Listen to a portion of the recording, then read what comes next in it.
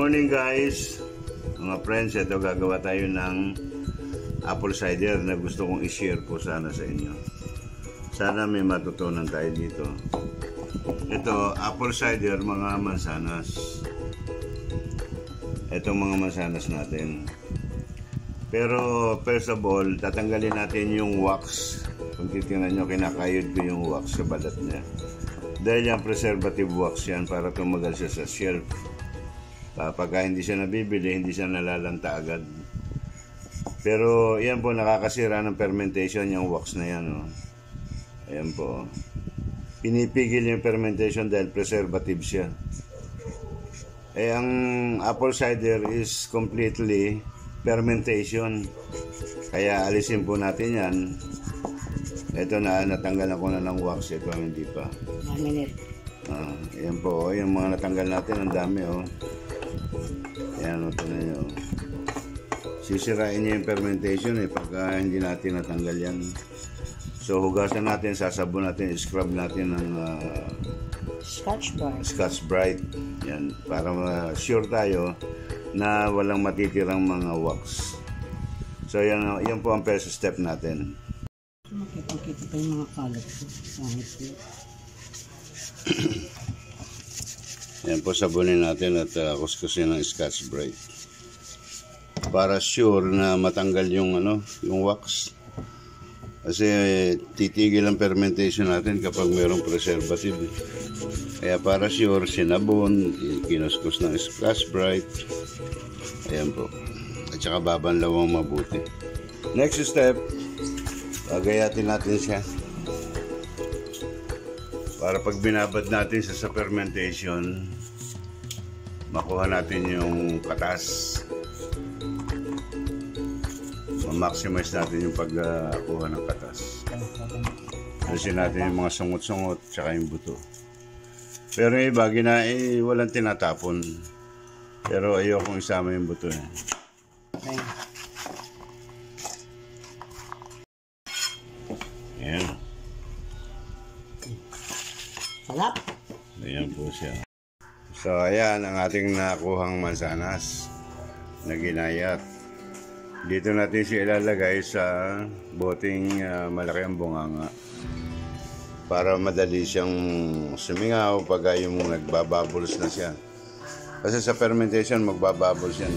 Pero mas maganda po kasi huwag po sa plastic natin ibabad, dapat sa glass jar. Kasi mas less ang contamination pag glass jar. May tubig ka na. Siguruhin lang natin na ito na sterilized. Hindi pasture. Nabanlian siya, and then idadry natin yung bote Natin para maiwasan natin yung contamination. Ilagay na natin ng mansanas. Distribute na lang natin para ano na kaya, iangat mo na. Yan. Good for 2 lang ito. Hindi good for 2. Wag mo nang i-tray. Dalawa lang po magana gamit natin. Yung 12 maliliit na mansanas, 2 bote lang na malalaki ang magawa natin. Yan. Lagyan po natin ng space, wag nating aapawin. Para pa ang tubig hanggang dito, ilalagay natin. Para meron siyang space para sa bula. Bulakas po kasi yun. Lalagyan natin siya ng tubig. Dapat yung tubig na pasingaw. Hindi yung direkta galing sa gripo or filtered water. Ayan po.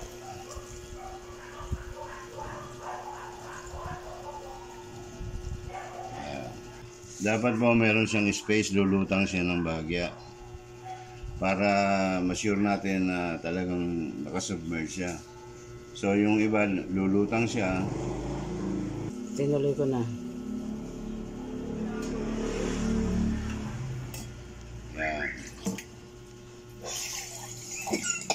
Tagdagan pa natin ng konti. Yan.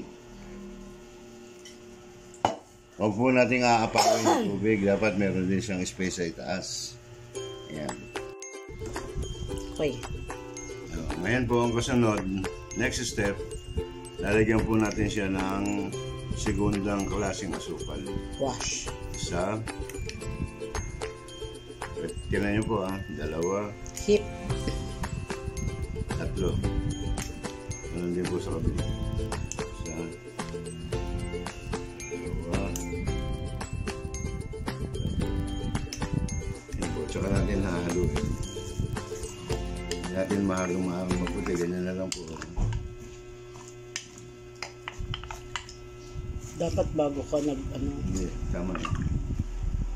Para may maiwan na solid doon sa mga apple.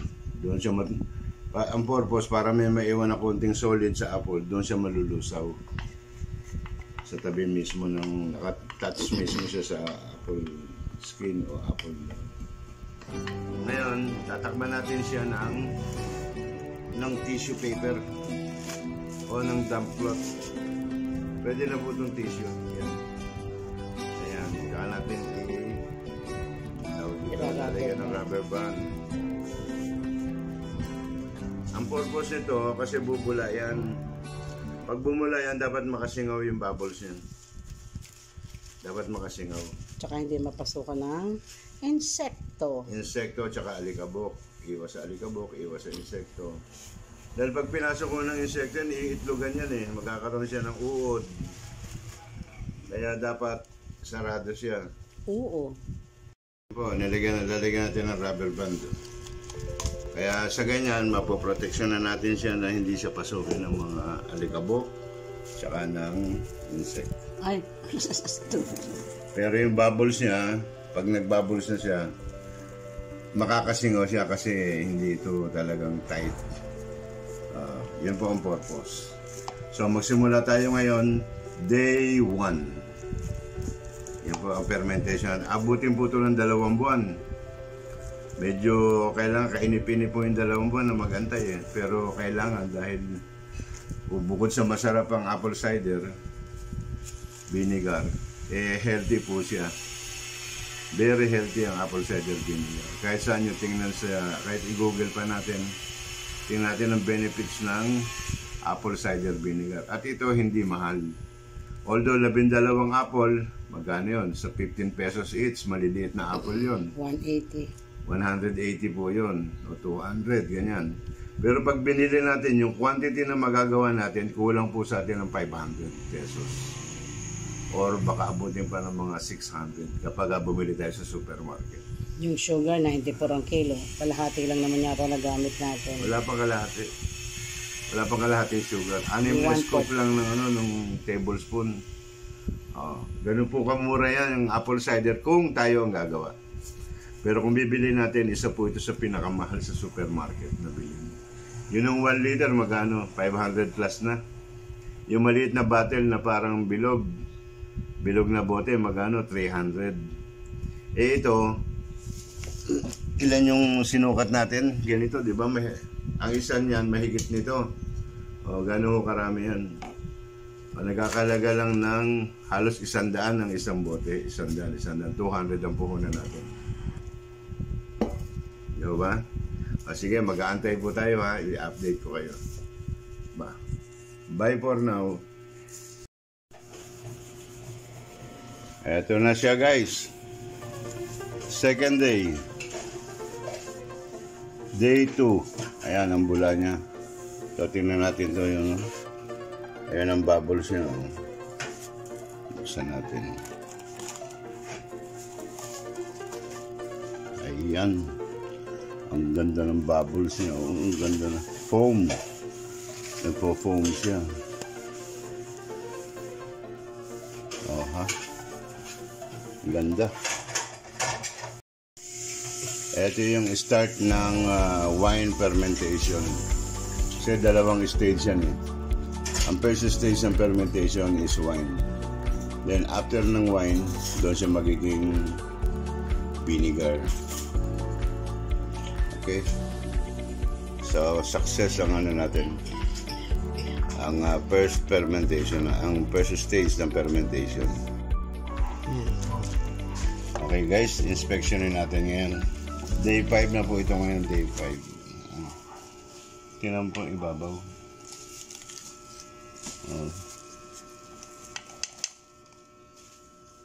Ayan kung gaano kalakas ang bula niya.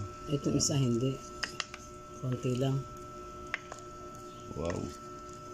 Itong isa, hindi rin, oh. Nasa ilalim lang yung bula. Look. Ayan, babalik na rin natin. Ipapailalim natin yung mga nasa ibabaw. At yung para mapalitan, para maiwasan yung pagkapanis. Ayan, oh. Look at the bubbles, oh. Yan na yung wine fermentation. First stage yan. Pagkatapos yan, 1 month after, magsisimula na siya tutuloy na siya sa vinegar fermentation.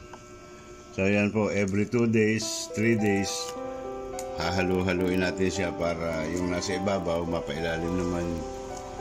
At ang ibabaw naman yung dating nasa ilalim. Okay, tuloy ang fermentation, magandang result. Look at that, kakatuwa. Ito na siya, hindi masyado nag-bubbles. Hahapon yan, tuloy pa rin yan, okay pa rin yan. Inspection na natin. Ano na po ngayon? Day 14, 15 na yata. Day 15. Wala na po siyang bubbles. Nag-subside na yung bubbles niya. Tapos bumaba na yung apple. Nung una nakalutang siya dito. Ngayon lumubog na siya. Ibig sabihin tapos na yung wine fermentation. Papunta na ho siya sa pag-asin. Ayan. Ngayon yung mga bubbles ay medyo natuyo doon sa gilid. Saka meron siyang puti sa ibabaw. Okay lang po yan. Tama po yan.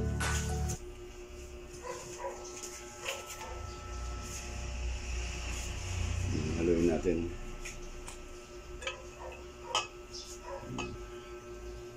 Humahalimuyak, amoy suka na siya. Maasim na siya. Nag-ano na siya, suka na siya. Pero wala pa siya sa maturity. Pag-mature po ang suka niyan in 2 months. Pero 1.5 months, pwede nyo lang gamitin. Maski 1 month after.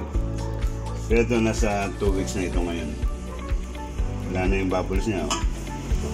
Na nung unang tingnan natin, day 1, day 5, day 7, 10, ano siya, kapal lang gula niya.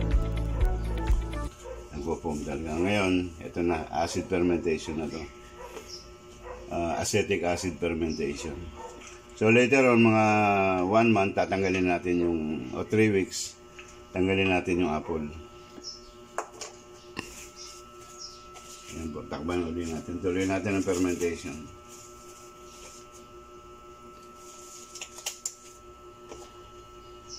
Yan. Eventually po,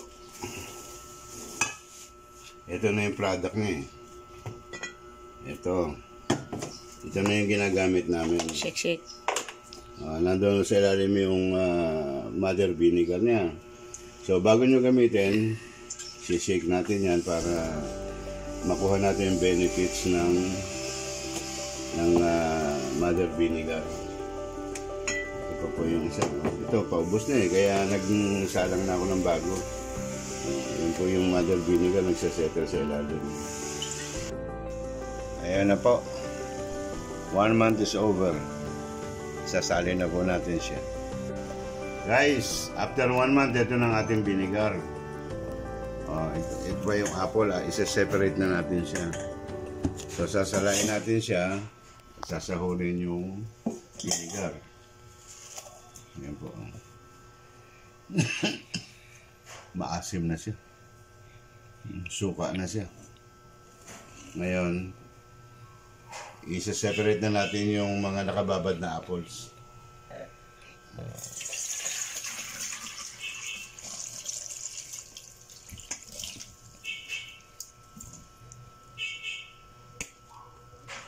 Yan guys.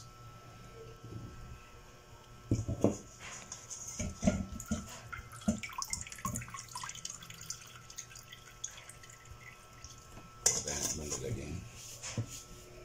Ano natin, natin, separate na. Pero may katas pa yan, kaya hindi natin basta yan itatapon.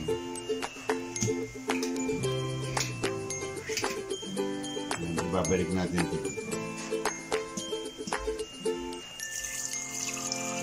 Para magpatuloy siya ng vinegar fermentation. Ayun na siya, oh. Kanina ganun siya kataas dahil meron siyang apple. Ngayon bumaba na siya.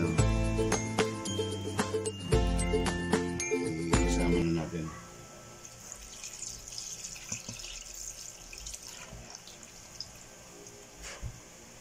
Mas dark yung isa.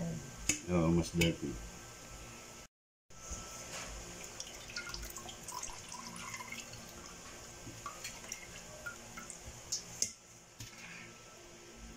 Ibalik natin siya dito. Para magpatuloy siya ng 1 month, ng another month fermentation.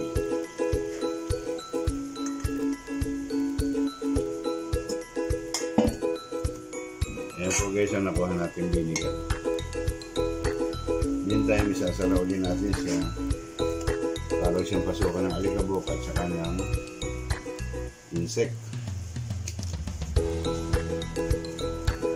Yung mabango sa insect yung amoy niya. Okay.